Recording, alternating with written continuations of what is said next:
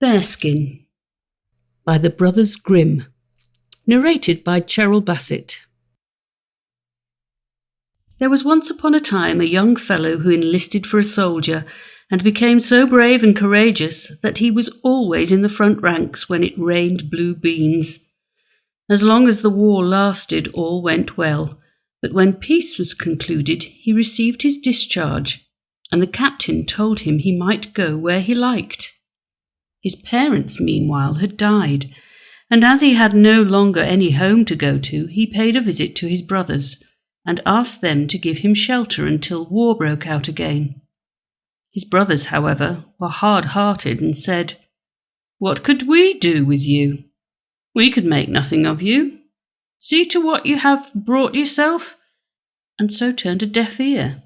The poor soldier had nothing but his musket left, so he mounted this on his shoulder and set out on a tramp. By and by he came to a great heath with nothing on it but a circle of trees, under which he sat down sorrowfully, considering his fate. "I have no money," thought he. "I have learnt nothing but soldiering, and now, since peace is concluded, there is no need of me. I see well enough I shall have to starve." All at once he heard a rustling, and as he looked round he perceived a stranger standing before him dressed in a grey coat, who looked very stately, but had an ugly cloven foot. "I know quite well what you need," said this being. "Gold and other possessions you shall have, as much as you can spend. But first I must know whether you are a coward or not, that I may not spend my money foolishly." "A soldier and a coward?" replied the other. "That cannot be. You may put me to any proof." "Well then," replied the stranger, "look behind you." The soldier turned and saw a huge bear, which eyed him very ferociously. "Oh ho!" cried he, "I will tickle your nose for you, that you shall no longer be able to grumble." And raising his musket, he shot the bear in the forehead, so that he tumbled in a heap upon the ground and did not stir afterward. Thereupon the stranger said, "I see quite well that you are not wanting in courage, but there is yet one condition which you must fulfill." "If it does not interfere with my future happiness," said the soldier, who had remarked who it was that addressed him. "If it does not interfere with that, I shall not hesitate." "That you must see about yourself," said the stranger. "For the next 7 years you must not wash yourself, nor comb your hair or beard, neither must you cut your nails, nor say one paternoster. Then I will give you this coat and mantle, which you must wear during these 7 years, and if you die within that time, you are mine.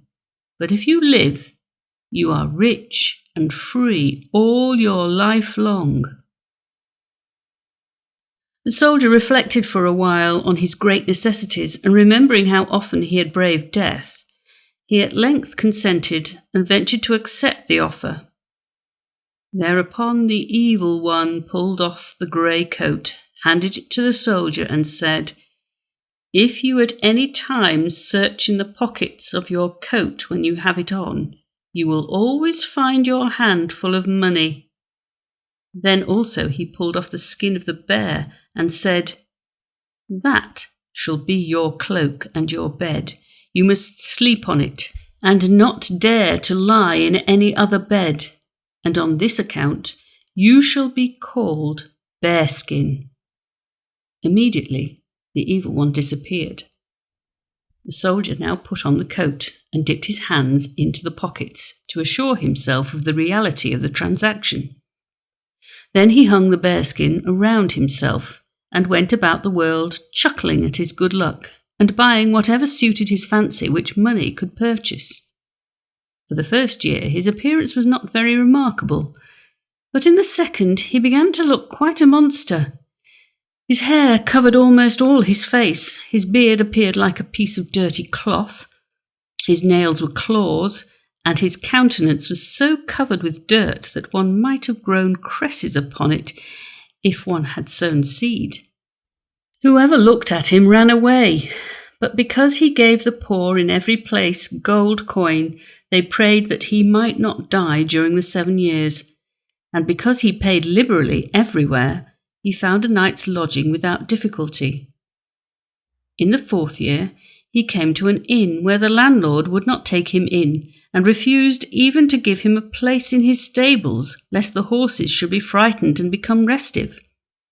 However, when Bearskin put his hand into his pocket and drew it out full of gold ducats, the landlord yielded the point and gave him a place in the outbuildings, but not till he had promised that he would not show himself, for fear the inn should gain a bad name.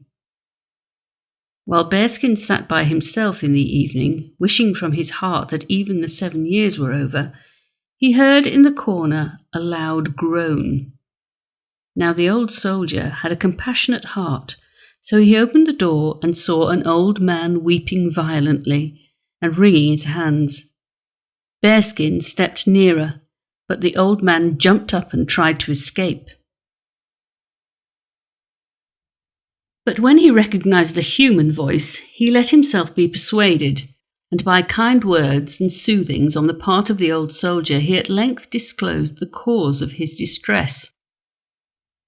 His property had dwindled away by degrees, and he and his daughters would have to starve, for he was so poor that he had not the money to pay the host, and would therefore be put into prison. "If you have no care except that," replied Bearskin, "I have money enough." And causing the landlord to be called, he paid him, and put a full purse of gold besides into the pocket of the old man. The latter, when he saw himself released from his troubles, knew not how to be sufficiently grateful, and said to the soldier, "Come with me. My daughters are all wonders of beauty, so choose one of them for a wife. When they hear what you have done for me, they will not refuse you. You appear certainly an uncommon man, but they will soon put you to rights." This speech pleased Bearskin, and he went with the old man. As soon as the eldest daughter saw him, she was so terrified at his countenance that she shrieked out and ran away. The second one stopped and looked at him from head to foot, but at last she said, "How can I take a husband who has not a bit of a human countenance?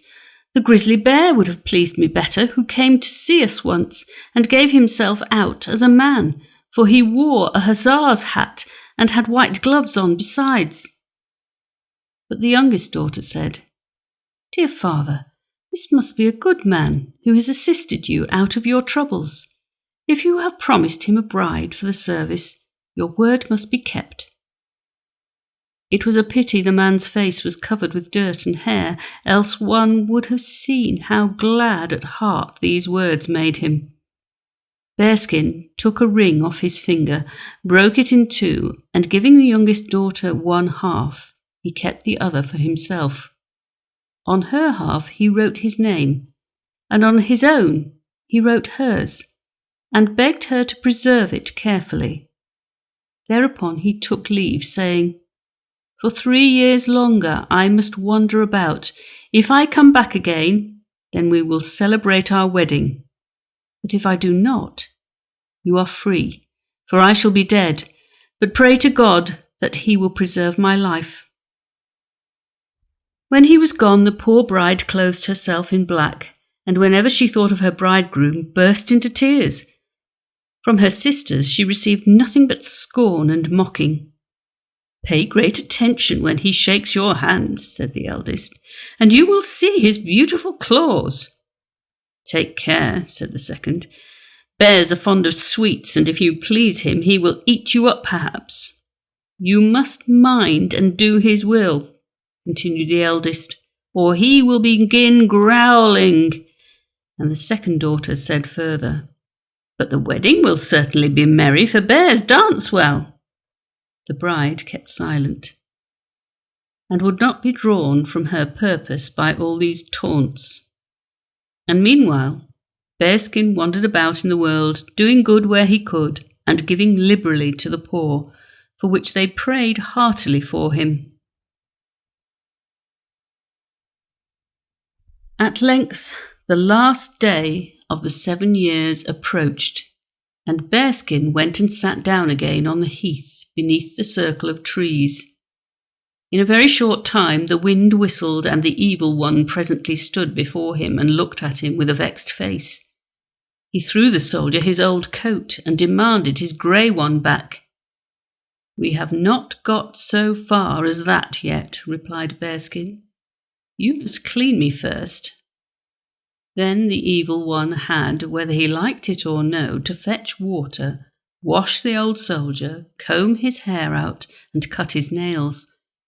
This done, he appeared again like a brave warrior, and indeed was much handsomer than before. As soon as the evil one had disappeared, Bearskin came quite light-hearted, and going into the nearest town he bought a fine velvet coat and hired a carriage drawn by 4 white horses, in which he was driven to the house of his bride. Nobody knew him. The father took him for some celebrated general, and led him into the room where his daughters were. He was compelled to sit down between the 2 eldest, and they offered him wine, and heaped his plate with the choicest morsels, for they thought they had never seen anyone so handsome before. But the bride sat opposite to him, dressed in black, neither opening her eyes nor speaking a word. At length the soldier asked the father if he would give him one of his daughters to wife, and immediately the 2 elder sisters arose and ran to their chambers to dress themselves out in their most becoming clothes, for each thought that she would be chosen. Meanwhile the stranger, as soon as he found himself alone with his bride, pulled out the half of the ring and threw it into a cup of wine which he handed across the table. She took it, and as soon as she had drunk it and seen the half ring lying at the bottom, her heart beat rapidly, and she produced the other half, which she wore round her neck on a riband. She held them together, and they joined each other exactly, and the stranger said, "I am your bridegroom, whom you first saw as Bearskin, but through God's mercy I have regained my human form and am myself once more." With these words he embraced and kissed her, and at the same time the 2 eldest sisters entered in full costume. As soon as they saw that the very handsome man had fallen to the share of their youngest sister, and heard that he was the same as Bearskin, they ran out of the house full of rage and jealousy. Brothers Grimm. The brothers Grimm, die Brüder Grimm or die Gebrüder Grimm, Jacob 1785 to 1863, and Wilhelm Grimm 1786 to 1859, were German academics, philologists, cultural researchers, lexicographers and authors who together collected and published folklore during the 19th century. They were among the best-known storytellers of folk tales and popularized stories such as Cinderella, The Frog Prince, The Goose Girl, Hansel and Gretel, Rapunzel, Rumpelstiltskin, Sleeping Beauty, and Snow White. Their first collection of folk tales, Children's and Household Tales, was published in 1812. The brothers spent their formative years in the German town of Hanau. Their father's death in 1796 impoverished the family and affected the brothers for many years after. They attended the University of Marburg, where they developed a curiosity about German folklore, which grew into a lifelong dedication to collecting German folk tales. The rise of Romanticism during the 19th century revived interest in traditional folk stories, which to the brothers represented a pure form of national literature and culture. With the goal of researching a scholarly treatise on folk tales, they established a methodology for collecting and recording folk stories that became the basis for folklore studies. Between 1812 and 1857, their first collection was revised and republished many times, growing from 86 stories to more than 200. In addition to writing and modifying folk tales, the brothers wrote collections of well-respected German and Scandinavian mythologies, and in 1838 they began writing a definitive German dictionary, Deutsches Wörterbuch, which they were unable to finish during their lifetimes. Many of the Grimm's folk tales have enjoyed enduring popularity. The tales are available in more than 100 languages and have been adapted by filmmakers including Lotte Reiniger and Walt Disney, with films such as Snow White and the Seven Dwarfs and Sleeping Beauty. During the 1930s and 40s, the tales were used as propaganda by the Third Reich. Later, in the 20th century, psychologists such as Bruno Bettelheim reaffirmed the value of the work, in spite of the cruelty and violence in original versions of some of the tales, which the Grimms eventually sanitized. Writing. From 1807 onward, the brothers added to the collection. Jacob established the framework, maintained through many iterations, from 1815 until his death. Wilhelm assumed sole responsibility for editing and rewriting the tales. He made the tales stylistically similar, added dialogue, removed pieces that might detract from a rustic tone, improved the plots, and incorporated psychological motifs. Ronald Murphy writes in The Owl, the Raven, and the Dove that the brothers, and in particular Wilhelm, also added religious and spiritual motifs to the tales. He believes that Wilhelm gleaned bits from the old Germanic faiths, Norse mythology, Roman and Greek mythology, and biblical stories that he reshaped. Over the years, Wilhelm worked extensively on the prose, expanded and added detail to the stories to the point that many grew to be twice the length of those in the earliest published editions. In the later editions, Wilhelm polished the language to make it more enticing to a bourgeois audience, eliminated sexual elements, and added Christian elements. After 1819, he began writing for children. Children were not initially considered the primary audience. Adding entirely new tales or adding new elements to existing tales, elements that were often strongly didactic.